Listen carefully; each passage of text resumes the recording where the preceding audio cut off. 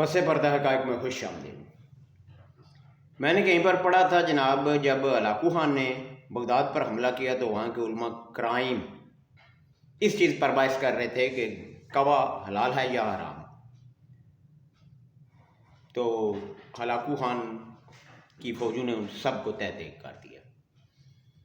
کچھ میرے خیال میں ان میں سے بچ گئے تھے جن کی نسل آج پاکستان میں طوفان بدتمیزی پیدا کیے ہوئے ہے۔ فلاں سچا ہے، فلاں جھوٹا ہے۔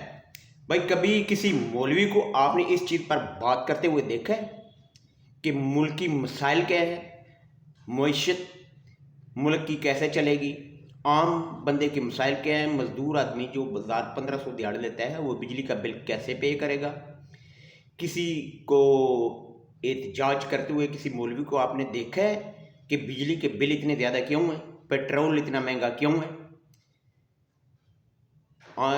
آپ کسی بھی فرقے کے مولوی سے میرے خیال میں پوچھ لیں کہ آٹے، چینی، دال کا کیا بھاؤ ہے بازار میں، تو کسی کو پتہ نہیں ہوگا۔ مفت کھو رہے ہیں، سارے چندہ لے کر کھا رہے ہیں۔ ان کو کیا پتہ ہے کہ آٹے کا کیا ریٹ ہے، چینی کا کیا ریٹ ہے، گھی کا کیا ریٹ ہے۔ یہ ختم پر جائیں گے کول شریف تیجار 10واں 40واں، کسی کی محفل، کسی کا نکاح، یہ خود نہ محنت کریں اور چندہ لے کر کھائیں گے، اور جب چندہ زیادہ دیا جائے گا تو کیا ہوں گا، مناظرے ہوں گے، ایک دوسرے کو جھوٹا ثابت کیا جائے گا۔ پھر جب ان کو بتایا جائے کہ جناب فرقہ پرستی جو ہے نا یہ اچھی چیز نہیں ہے، فرقہ پرستی سے باہر نکلیں، پھر آپ کو حدیث سنائیں گے کہ نبی کریم صلی اللہ علیہ وسلم نے فرمایا کہ باقی امتوں کے 72 فرقے ہوئے تھے، ہماری کے 73 ہوں گے۔ تو پھر جب نبی کریم صلی اللہ علیہ وآلہ وسلم نے فرما دیا تو ہم کون ہوتے ہیں جی، یہ تو بنیں گے۔ وہ گدھے جب یہ بنیں گے تو تجھے کس نے جو ہے نا یہ اتھارٹی لیٹر دیا ہے کہ تو جو ہے نا دوسروں کو جنت اور دوزخ کے سرٹیفکیٹ تقسیم کرو اور ان پر کفر کے فتوے لگاؤ؟ اب پھر اپنے کام سے کام رکھو۔ تم فلاں جو ہے نمائندہ نہیں ہے، فلاں جماعت کا نمائندہ ہے، مسلمانوں کا کون نمائندہ ہے؟ امام کعبہ بھی نہیں ہے۔ امام کعبہ بھی سارے مسلمان اس کو مسلمانوں کا نمائندہ نہیں مانتے ہیں۔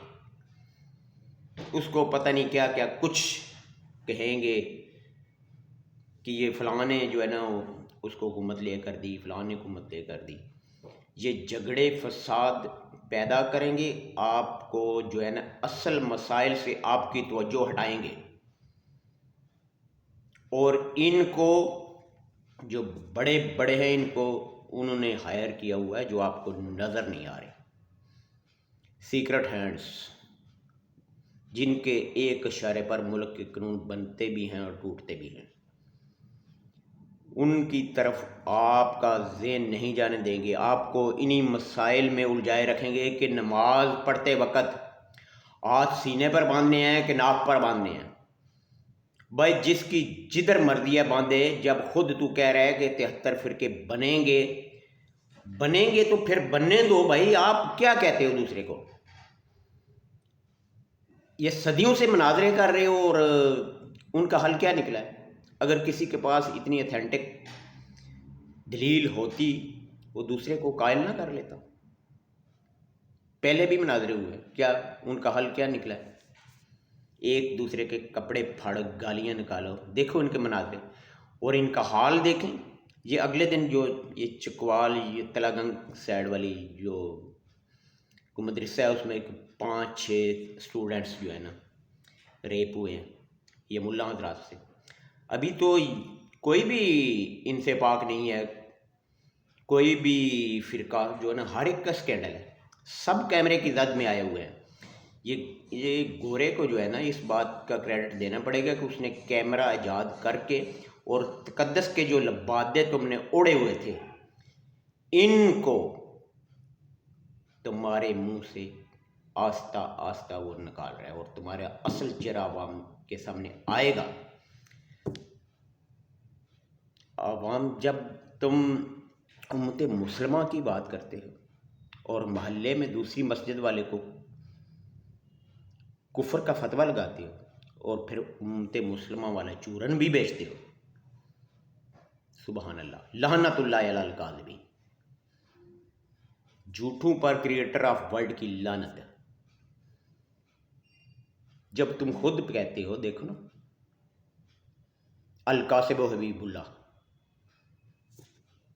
یہ میرے ہاتھ کے چھالے، دیکھو میں مزدوری کر کے، میرے ہاتھ کے چھالے تمہارے ماتھے پر بنے ہوئے محراب سے اچھے ہیں، اور تم جو لوگوں سے چندہ لے کر کھا رہے ہو اور ان کو آپس میں لڑوا رہے ہو.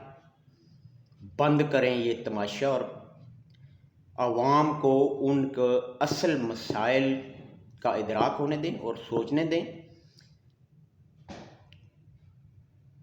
ابھی مزید میرے خیال میں کچھ اگر کہوں گا تو پھر کفر کے فتوے، پتہ نہیں کس کس چیز کے فتوے.